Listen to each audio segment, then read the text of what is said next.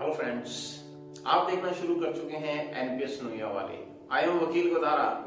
आज आपके सामने एक और टॉपिक लेके हम हाजिर हैं। पिछला जो टॉपिक था वो हमारा प्लस 2 क्लास का कंप्लीट हुआ था। आज हमारा जो टॉपिक है वो 10th क्लास का टॉपिक हम करने जा रहे हैं और मोस्ट इम्पोर्टेंट टॉपिक है जिसमें से काफी क्वेश्चंस कंपटीशन एग्जाम में भी पूछे जाते हैं और 10th क्लास में से काफी जो क्वेश्चंस हैं इसमें वो पूछे जाते हैं। तो आज का हमारा टॉपिक है कोऑर्डिनेट ज्योमेट्री। तो कोऑर्डिनेट ज्योमेट्री क्या होती है? इसमें हमें कोऑर्डिनेट्स प्लेन दिया होता है और कोऑर्डिनेट प्लेन के ऊपर हमें कुछ पॉइंट दिए जाते हैं। उन पॉइंट्स को हमने सॉल्व करना है। अलग अलग मेथड होते हैं उन पॉइंट्स को सॉल्व करने के। एक मेथड होता है कि डिस्टेंस के थ्रू, दो पॉइंट्स हमें दे रखे हैं उनके बीच में डिस्टेंस कितना है उससे हम वो पॉइंट्स फाइंड कर सकते हैं। सेक्शन फॉर्मूले के थ्रू भी हम पॉइंट्स फाइंड कर सकते हैं। मिड पॉइंट के थ्रू भी हम पॉइंट्स फाइंड कर सकते हैं और एक एरिया ऑफ ट्रायंगल होता है वो भी हम फाइंड कर सकते हैं। तो अलग अलग मेथड से कैसे पॉइंट फाइंड करना है सिस्टमैटिक ढंग से हम चलेंगे। तो आज का हमारी जो एक्सरसाइज रहेगी वो 10th क्लास की 7.1 एक्सरसाइज प्लस बेसिक पार्ट रहेगा। तो स्टार्ट करते हैं कोऑर्डिनेट ज्योमेट्री। कोऑर्डिनेट ज्योमेट्री क्या होती है कि आपको एक कोऑर्डिनेट प्लेन दिया जाता है, उस प्लेन के ऊपर हमें पॉइंट दिए जाते हैं जिसे फाइंड करना है। जैसे कोऑर्डिनेट पॉइंट्स ज्योमेट्री के अंदर जो कोऑर्डिनेट प्लेन होता है उसके अंदर ये जो पार्ट होता है, ये पार्ट होता है हमारा, ये जो लाइन होती है वो होती है एक्स एक्सिस, जिसके ऊपर x का पॉइंट तो हमें गिवन होगा लेकिन y का जो पॉइंट होता है वो हमेशा 0 होता है। इसलिए x एक्सिस पे अगर कोई पॉइंट आता है तो वो आता है x और 0। और जो ये हॉरिजॉन्टल लाइन है और ये है हमारी वर्टिकल लाइन, इस वर्टिकल लाइन के ऊपर कोई भी पॉइंट दिया होगा वो हमारा पॉइंट होगा y0, जिसको हम बोलते हैं y एक्सिस। अगर कह देगा कि y एक्सिस पे कोई पॉइंट है तो y एक्सिस पे पॉइंट क्या होगा, y और 0 होगा। x एक्सिस पे पॉइंट होगा x और 0। अब बात आती है इस चीज की, ये पॉइंट्स होता है ओरिजिन जिसमें x और y की वैल्यू 0 होती है। इस ओरिजिन के राइट साइड में जो भी पॉइंट्स होंगे x एक्सिस पे वो x के पॉजिटिव पॉइंट्स होंगे और ऊपर वाली लाइन के अंदर, वर्टिकल लाइन के अंदर जो भी पॉइंट्स होंगे वो होंगे y एक्सिस के पॉइंट्स होंगे और y के पॉजिटिव पॉइंट्स होंगे। और लेफ्ट हैंड साइड के अंदर अगर ओरिजिनल लाइन के अंदर x एक्सिस पे मैं बात करूं तो x का पॉइंट नेगेटिव होता है, y का पॉजिटिव होता है। नीचे जो लाइन आती है वर्टिकल के अंदर इसमें x का पॉइंट नेगेटिव होता है और y का पॉइंट जो होता है वो पॉजिटिव होता है। अब इसमें आते हैं 4 क्वाड्रेंट। ये हमारा होता है फर्स्ट क्वाड्रेंट, ये होता है सेकंड क्वाड्रेंट, ये होता है थर्ड क्वाड्रेंट और ये होता है फोर्थ क्वाड्रेंट। कई कंपटीशन एग्जाम में हमें पूछा जाता है क्वाड्रेंट्स के बारे में कि 4 क्वाड्रेंट कौन से हैं। तो जो फर्स्ट क्वाड्रेंट होता है उसमें दोनों पॉइंट पॉजिटिव होते हैं, चाहे वो x का पॉइंट है चाहे y का पॉइंट है। जैसे इसमें पॉइंट दिया हुआ है 3 और 2, तो दोनों पॉइंट्स हमें क्या दिए हुए हैं, पॉजिटिव दिए हुए हैं। बात करेंगे सेकंड क्वाड्रेंट की। सेकंड क्वाड्रेंट में जो x एक्सिस का पॉइंट होता है वो नेगेटिव होता है और y एक्सिस का जो पॉइंट होता है वो पॉजिटिव होता है। यानी x कोऑर्डिनेट जो होता है वो पॉजिटिव होगा, y कोऑर्डिनेट है वो नेगेटिव होगा। उसके बाद आता है थर्ड क्वाड्रेंट। थर्ड क्वाड्रेंट में x कोऑर्डिनेट नेगेटिव होता है और y कोऑर्डिनेट भी नेगेटिव होता है। यानी दोनों जो कोऑर्डिनेट होते हैं x और y के दोनों नेगेटिव होते हैं। क्वाड्रेंट आता है फोर्थ क्वाड्रेंट में x कोऑर्डिनेट पॉजिटिव होता है और y कोऑर्डिनेट नेगेटिव होता है। ये बहुत इंपॉर्टेंट चीज है क्वाड्रेंट का पता करना कि कौन सा क्वाड्रेंट है। मान लो कि आपको कोई पॉइंट दे दिया कि वो कहेगा कि आपको 3 और -2 दे रखा है और वो पूछेगा कि इसका क्वाड्रेंट कौन सा है, तो आप बता सकते हो कि x का पॉजिटिव आ रहा है, y का नेगेटिव आ रहा है। तो x का पॉजिटिव और y का नेगेटिव कौन सा क्वाड्रेंट है, फोर्थ क्वाड्रेंट आ जाएगा। अगर मैं क्वेश्चन पूछूं कि x का -3 है और y का 2 है तो कौन सा क्वाड्रेंट है जिसमें x का कोऑर्डिनेट नेगेटिव हो, y का कोऑर्डिनेट पॉजिटिव हो, तो कौन सा क्वाड्रेंट आता है, सेकंड क्वाड्रेंट आता है। तो इस तरीके से वो क्वाड्रेंट का क्वेश्चन भी आपसे पूछ सकता है। इसके बाद में आता है हमारा formula distance between 2 points. 2 points के बीच में डिस्टेंस कैसे फाइंड किया जाता है। 2 पॉइंट्स है, जैसे a पॉइंट दे रखा है और b पॉइंट दे रखा है। a के जो कोऑर्डिनेट्स होंगे वो x1 और y1 होंगी, b के जो कोऑर्डिनेट होते हैं वो x2 और y2 होते हैं। अब मान लो एक सम दिया है कि find distance between origin and 2 3। तो ए के पॉइंट्स क्या होंगे ओरिजिन में 0 0 होंगे और बी के पॉइंट्स हमें क्या रखे हैं 2 3। अब हमें निकालना है ए बी के बीच में डिस्टेंस। तो डिस्टेंस का फॉर्मूला मैं डायरेक्ट यहां लिख देता हूं। डिस्टेंस का फॉर्मूला होता है x2 माइनस x1 का whole square plus y2 minus y1 का होल स्क्वायर। मीनिंग ये जो सेकंड पॉइंट है इसमें से इसका फर्स्ट पॉइंट है, इसका फर्स्ट पॉइंट माइनस होगा, इसके सेकंड पॉइंट में से ए कोऑर्डिनेट का सेकंड पॉइंट माइनस होगा। तो क्या आंसर आएगा 2 माइनस 0 का स्क्वायर प्लस 3 माइनस 0 का स्क्वायर। इट मींस 2 माइनस 0 2 का स्क्वायर हो गया 4, 3 माइनस 0 3 का हो गया 9। यानी डिस्टेंस इन दोनों पॉइंट्स के बीच में कितना आया हमारा 13 डिस्टेंस आया है। तो इस तरीके से दो पॉइंट्स के बीच में जो हम डिस्टेंस है वो फाइंड कर सकते हैं। अब हम स्टार्ट करेंगे जो 7.1 एक्सरसाइज है उसके 1 बाय 1 सम हम करके देखेंगे। नेक्स्ट सम आता है कि आपको दो पॉइंट्स दे रखे हैं, ए का पॉइंट है ए और बी का पॉइंट है माइनस ए और माइनस बी। हमें निकालना है डिस्टेंस बिटवीन टू पॉइंट्स। तो first of all write down the formula of distance between two points x2 minus x1 whole square plus y2 minus y1 whole square and root of the all factors. अब इसमें हम लिख भी सकते हैं कि यहां हम लिखते हैं x1 और y1, यहां पॉइंट लिख दिया x2 और y2, तो ताकि आपके लिए आसान हो जाएगा कि किस पॉइंट में से कौन सा पॉइंट माइनस करना है। अब x2 में से x1 माइनस करना है, यानी माइनस ए में से क्या माइनस करेंगे a माइनस करेंगे। y2 कितना है माइनस b में से क्या माइनस करेंगे b माइनस करेंगे सारे का उसके। अब माइनस ए और माइनस ए क्या होता है माइनस 2a का होल स्क्वायर होता है। माइनस बी और माइनस बी माइनस 2b का होल स्क्वायर होता है। अब आपको पता है कि माइनस का अगर स्क्वायर किया जाता है तो वो नंबर्स हमारा पॉजिटिव हो जाता है। तो माइनस का स्क्वायर तो पॉजिटिव हो गया, 2 का स्क्वायर क्या आ जाएगा 4, साथ में a स्क्वायर, यहां भी 2 का स्क्वायर 4, साथ में b स्क्वायर। यानी इसमें से अगर मैं 4 कॉमन ले लूं तो क्या बचेगा ब्रैकेट में a square plus b square बचेगा।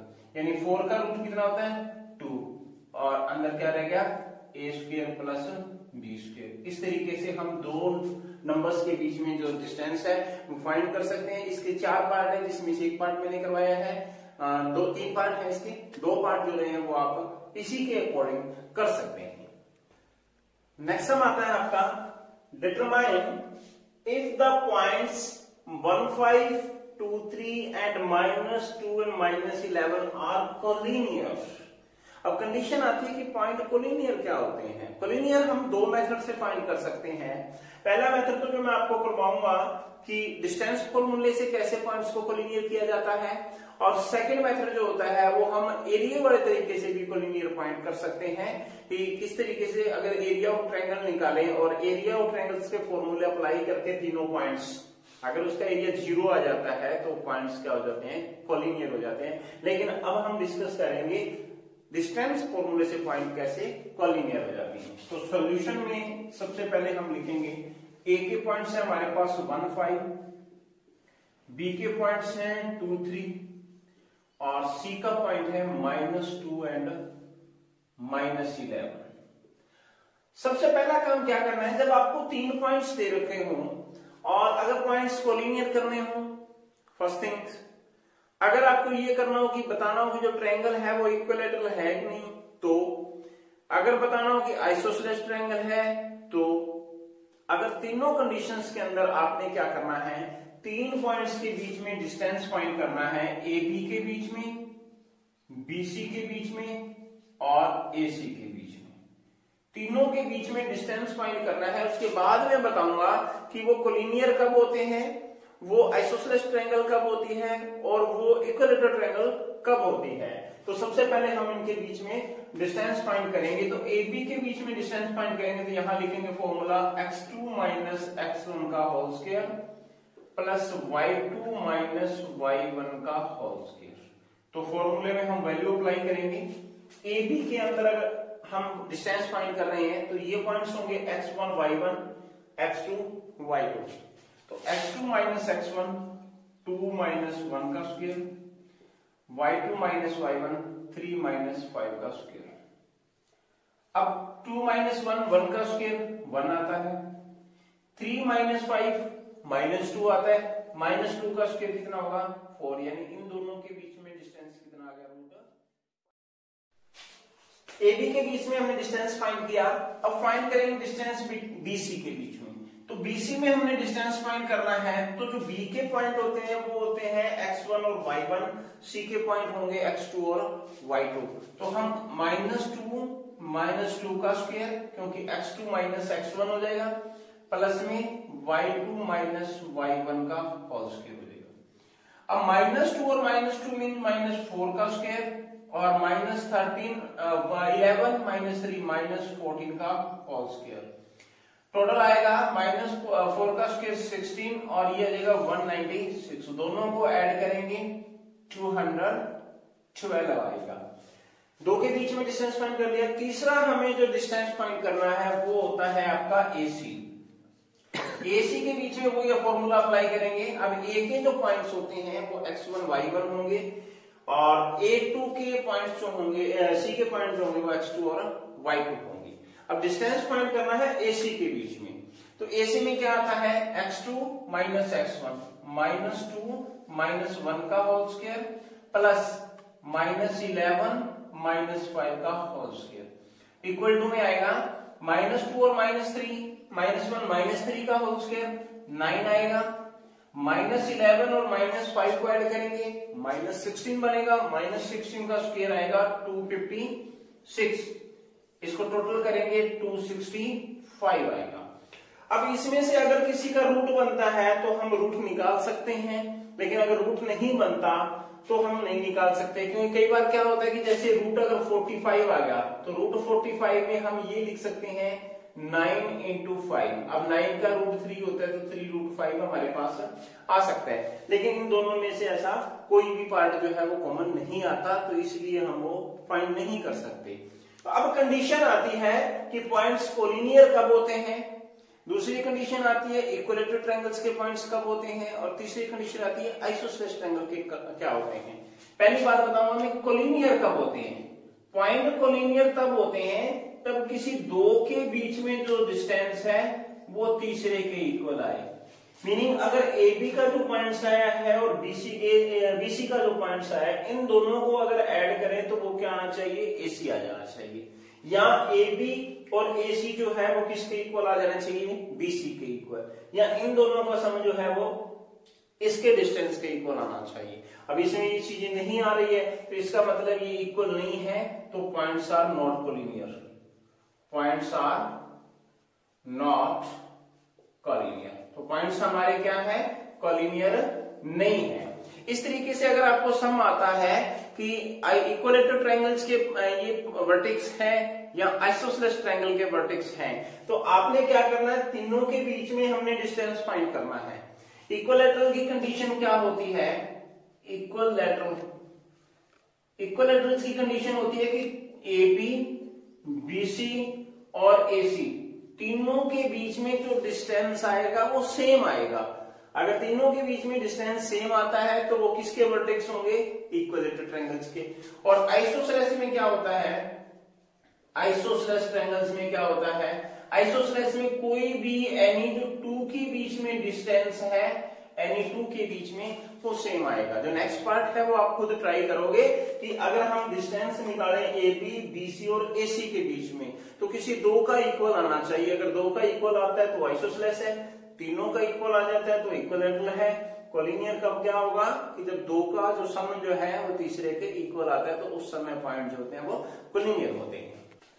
नेक्स्ट पार्ट आता है हमारा कि नेम ऑफ क्वाड्रिलेटरल्स। क्वाड्रिलेटरल्स का नेम बताना है। हमें 4 पॉइंट्स दे रखे हैं A, B, C और D। चारों पॉइंट्स में नेम ऑफ क्वाड्रिलेटरल कैसे बताना है।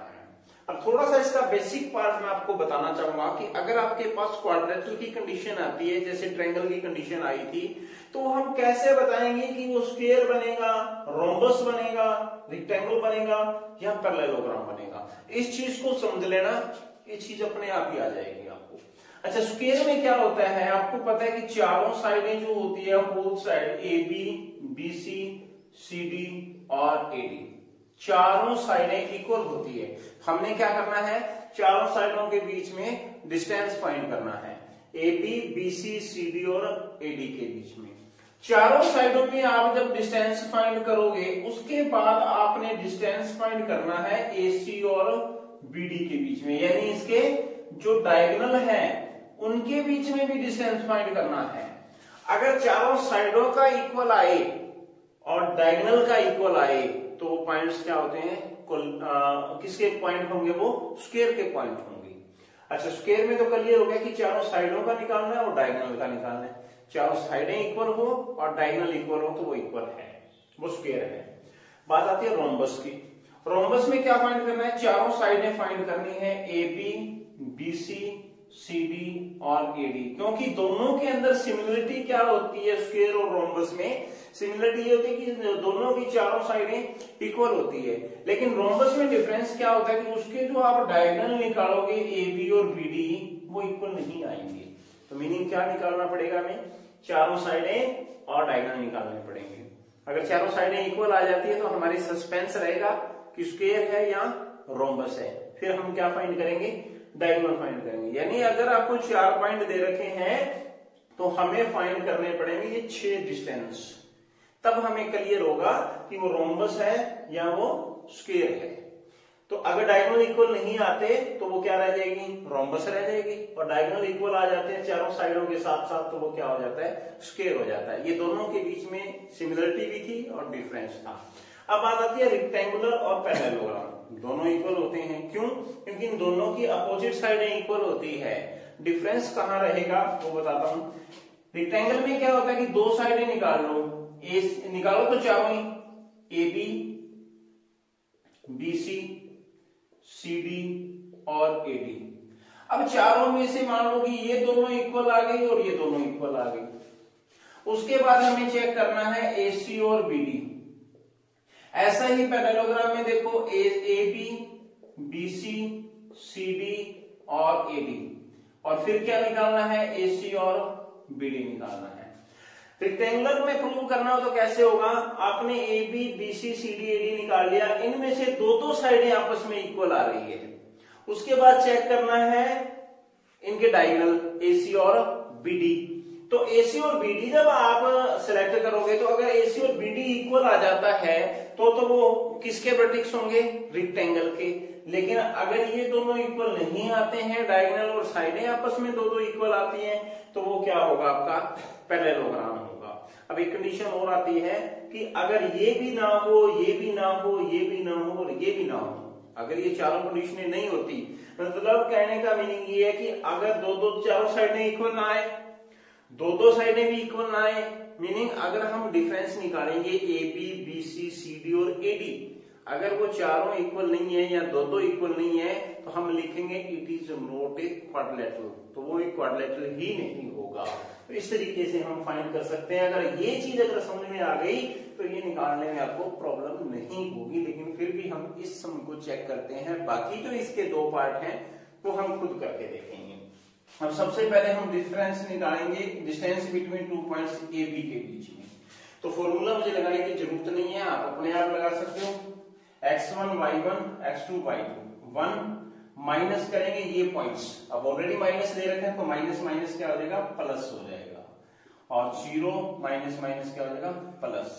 तो क्या हो गया 1 + 1 2 का स्क्वायर 4, ये 2 का स्क्वायर 4, यानी रूट कितना हो गया 8 हो गया। अब दूसरा BC निकालेंगे। BC में मैं थोड़ा सा और डायरेक्ट कर देता हूं, ये x1 y1 x2 y2, -1 में से -1 गया, -2 का स्क्वायर, -2 का स्क्वायर आ गया, 2 - 0 2 का स्क्वायर हो गया, यानी 2 का स्क्वायर 4 और 4 कितना आ गया, √8 आ गया। अब CD निकालेंगे। CD में डिफरेंस वही बात, x2 - x1, -3 में से -1 गया तो प्लस का 1 हो गया, और 0 में से माइनस का 2 का स्क्वायर हो गया।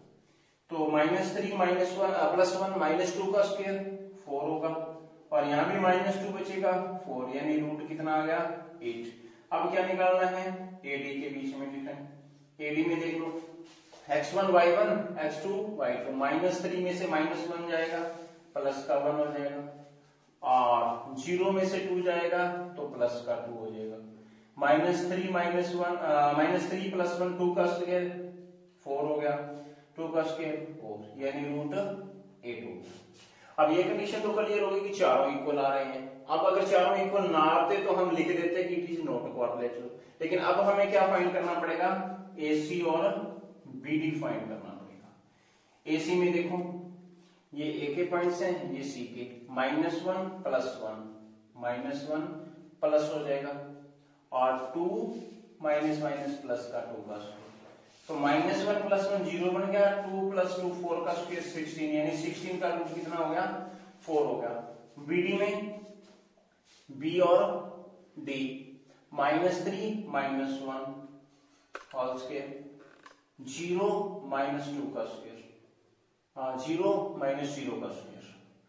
अब क्या आएगा, -4 का स्क्वायर 16, और ये 0 बनता है, ये 16 का स्क्वायर क्या आ गया, 4 आ गया। मीनिंग क्या होगा कि ये चारों भी इक्वल आ रहे हैं और ये दोनों भी इक्वल आ रहे हैं, तो हम यहाँ चेक करेंगे, ये चारों इक्वल आते हैं, ये दोनों भी इक्वल आ रहे हैं, तो ये किस चीज के वर्टेक्स हो गए, इट इज अ स्क्वायर बनेगा। तो ये हमने चेक करना है कि ये स्क्वायर बनता है या क्या बनता है। आपने ये डिस्टेंस निकालते हो, इस मेथड से हम फाइंड कर सकते हैं कि ये क्या बनेगा। हाँ जी, तो नेक्स्ट पार्ट आता है find the point on x axis पे हमें पॉइंट्स करना है कि जो क्या है इक्वल डिस्टेंस है इन दो पॉइंट्स से। मीनिंग क्या है कि सबसे पहले हम पॉइंट्स करेंगे कि point of x axis, point of x axis, x axis के पॉइंट्स क्या होते हैं मैंने बताया था, इसको पी का पॉइंट्स मान लेंगे, एक्स का पॉइंट गिवन होता है और वाई का क्या होगा, 0 होगा। अब ये जो पॉइंट्स है ना वो ए के पॉइंट्स हैं 2 - 5 और बी का पॉइंट्स हैं -2 और 9। अब वो कहता है कि ये जो पॉइंट्स हैं इन दोनों से इक्वल डिस्टेंस है, यानी ए और बी से इक्वल डिस्टेंस कौन सा पॉइंट्स है, पी का पॉइंट्स है। तो ए के पॉइंट्स क्या है 2 - 5 और बी का पॉइंट्स है -2 और 9। ये इक्वल डिस्टेंस किससे है, x 0 से। हम क्या लिखेंगे, P is equal distance from A and B। A और B से इक्वल डिस्टेंस है, इसका मतलब क्या होगा, AP इक्वल टू है PB, यानी AP का जो डिस्टेंस आएगा वो किसके इक्वल है, PB के डिस्टेंस के इक्वल है। तो write down this distance between A and P। तो AP के बीच में डिस्टेंस x2 - x1 x -2 का होल स्क्वायर, 0 - प्लस का whole square equal to PB में -2 - x का होल स्क्वायर और 9 - 0 का होल स्क्वायर। इसको सॉल्व कर लो, इसको सॉल्व करेंगे, फॉर्मूला लगाएंगे, आइडेंटिटी लगेगी a - b का whole square, a² plus b² -2ab plus 5 का स्क्वायर 25 हो जाएगा। इसका स्क्वायर आइडेंटिटी यूज करेंगे, दोनों नेगेटिव है, तो a² plus b² plus 2ab करेंगे तो 4x बनेगा, इसका स्क्वायर करेंगे 81 बनेगा। अब इन दोनों का रूट्स है, इस रूट को कैंसिल करने के लिए हम लिखेंगे squaring both sides, squaring both sides, दोनों साइड स्क्वेयर करेंगे तो इसका रूट कट जाएगा। तो रूट कटने पे हम क्या लिखते हैं, इसका रूट हो जाएगा x² प्लस 4x प्लस 25 में 4 ऐड करेंगे 29 इक्वल टू में इसका सारे का होल स्क्वायर होगा, x² प्लस 4x 81 प्लस में 4 85, इसी का भी स्क्वायर है, रूट से रूट, इस रूट से ये रूट करेगा, यानी x² minus 4x plus 29 x² plus 4x plus 85। अब दोनों तरफ x² के साइन अगर सेम है तो कैंसिल हो जाएंगे, तो इस साइड लेके आएंगे तो माइनस का होगा तो ऑलरेडी कैंसिल हो जाएगा।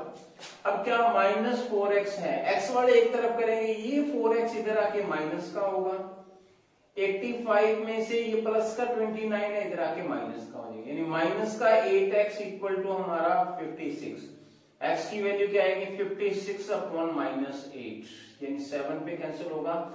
x की वैल्यू क्या आ गई -7, यानी x एक्सिस की जो कोऑर्डिनेट्स हैं, x एक्सिस के जो कोऑर्डिनेट हैं वो क्या आए हैं -7 और 0। इस तरीके से x एक्सिस के कोऑर्डिनेट निकाले हैं। अगर y एक्सिस आ जाता है तो यहाँ p की जगह जो पॉइंट लिया जाएगा वो 0 और y लिया जाएगा, उसके अकॉर्डिंग हम उसको सॉल्व कर सकते हैं।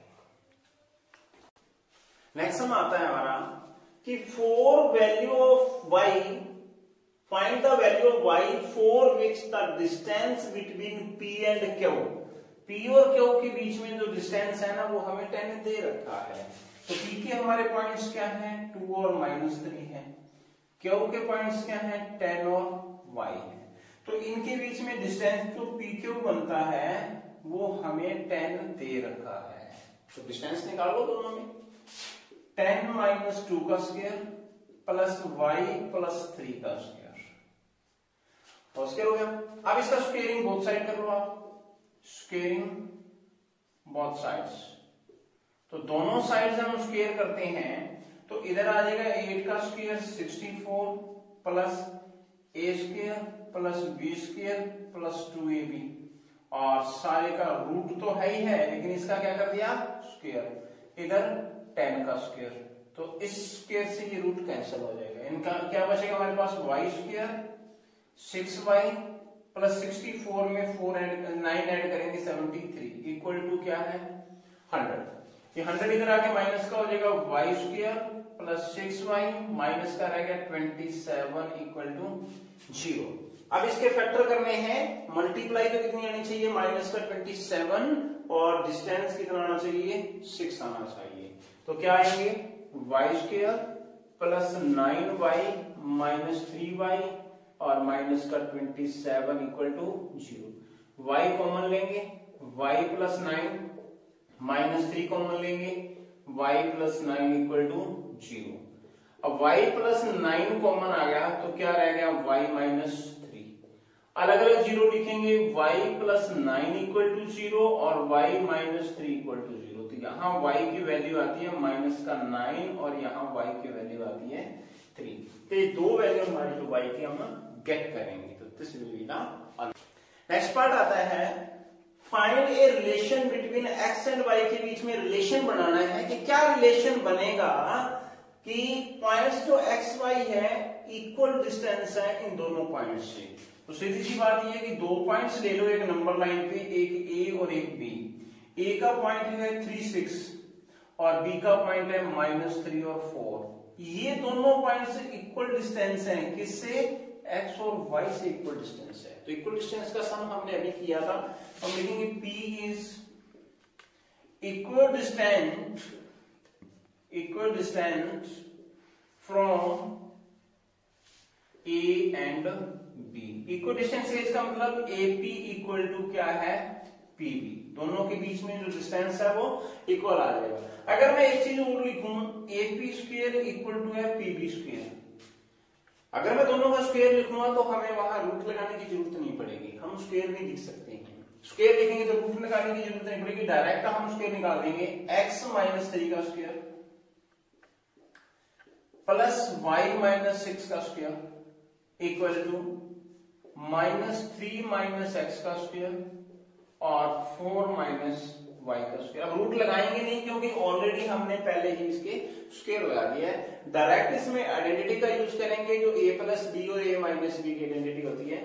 a माइनस b में a square plus b square minus 2ab, a square plus b square minus 2ab equal to, दोनों माइनस के होते हैं तो a प्लस b की आइडेंटिटी बन जाती है क्योंकि इसका स्क्वायर 9 आ जाएगा, माइनस x का स्क्वायर ये आ जाएगा, माइनस माइनस की मल्टीप्लाई करेंगे प्लस का 6x होगा। a माइनस b की identity a square plus b square minus 2ab करेंगे तो 4 2 8y। अब मैंने बताया था कि दो सेम नंबर्स हैं उनको कैंसिल कर सकते हैं x स्क्वायर से x स्क्वायर, क्योंकि इस साइड आके माइनस होगा, सेम साइन वाले कैंसिल कर दो, y स्क्वायर से y स्क्वायर। 9 का भी सेम साइन है, ये भी कैंसिल कर दो।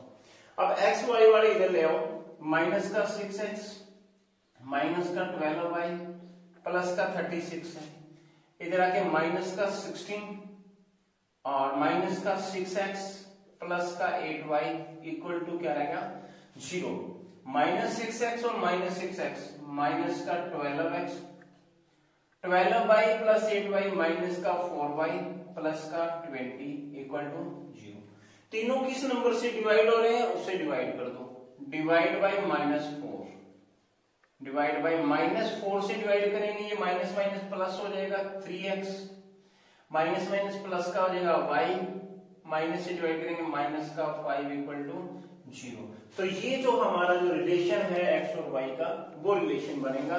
ये हमारी जो वीडियो थी वो था 7.1 एक्सरसाइज जो है वो आपकी कंप्लीट हो चुकी है। उम्मीद करता हूं कि ये जो एक्सरसाइज है वो बहुत अच्छी तरह से आपको समझ में आएगी। तो हमारा जो यूट्यूब चैनल एनपीएस नोइया वाले है उसको आप देखते रहिए। हर चैप्टर वाइज हर एक्सरसाइज वाइज जो वीडियो है वो आप तक पहुंचती रहेगी। तो आपने एनपीएस नोइया वाली पेज जो है उसको देखा, वकील गोदारा को सुना, इसके लिए हम आपका तहे दिल से धन्यवाद करते हैं। Thank you.